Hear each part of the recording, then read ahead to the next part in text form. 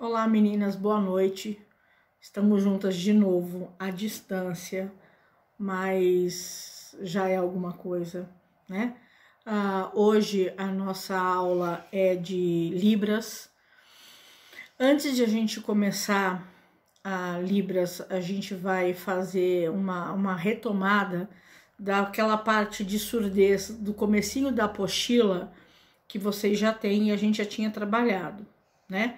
Então, hoje eu vou fazer vários vídeos menores que vocês podem assistir a qualquer hora e vou postar a atividade que vocês vão ter que me entregar, mas eu vou explicar com calma.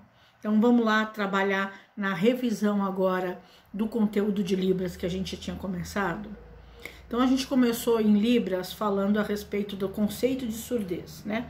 O que é a surdez? O que vocês acham que é a surdez? Né? Surdez, a gente viu que é a perda total ou parcial da audição, né? Que pode resultar em dificuldades de comunicação, de compreensão e de produção de escrita, né? Existem vários tipos de surdez, né? A surdez não é única, ela existe tipo e existem graus de surdez. A gente tem dois tipos de surdez: a surdez leve e moderada, né? Que é aquela a perda auditiva que a criança tem, né? O adulto tem, né? O indivíduo tem, que ela tem dificuldade para ouvir, né? Ela ouve, mas ela não ouve perfeitamente bem, ela tem uma dificuldade. Então, alguns sons, alguns tons de voz, né, ela não ouve, e isso pode acarretar para ela problemas de leitura, de escrita, porque como ela não ouve direito, ela vai ler a palavra assimilando essa palavra errado, então ela vai escrever errado, porque normalmente a criança ela vai escrevendo como ela fala, né? Então, se ela não ouve direito, ela aprende a palavra errada, ela vai escrever errado. Então, isso vai dando uma defasagem na linguagem, no processo de alfabetização dessa criança. Então, isso é a surdez leve e moderada. Agora, a gente tem a surdez profunda ou severa, que é aquela perda total de audição ou uma perda muito grande, né? Que a criança quase não ouve nada, que ela não, mesmo o aparelho auditivo não resolve o problema, porque em alguns casos a criança usa o aparelho e ela tem a sua audição restaurada. Em alguns casos não existe o uso do aparelho auditivo, ele não funciona, né? Então, para essas, a linguagem delas é a linguagem manual.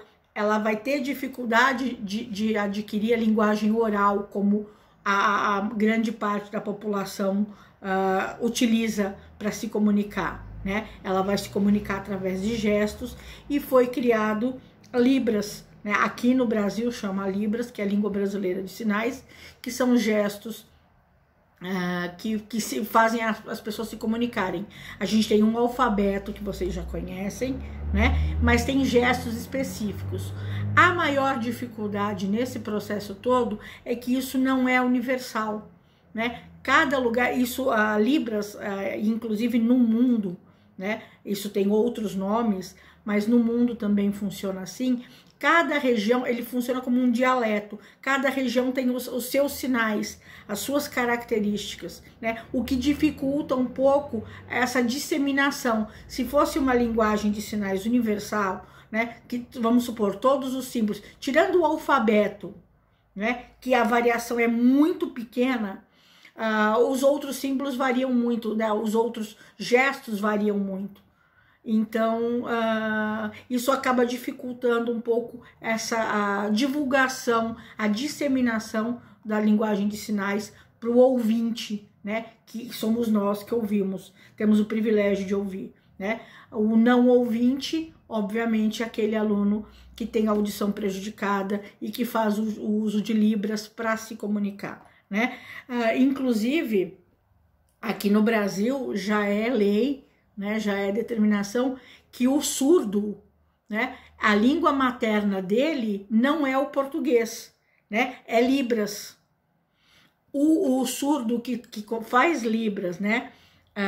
E consegue fazer o português, ele é considerado bilíngue. A mesma coisa o intérprete de Libras, né? Que domina o português e domina Libras com bastante segurança, ele também é considerado bilíngue, né? Porque língua é uma linguagem de comunicação. Ela é de sinais, não é uma linguagem oralizada como a nossa, mas ela é uma linguagem, é uma forma de expressão. Então, quem domina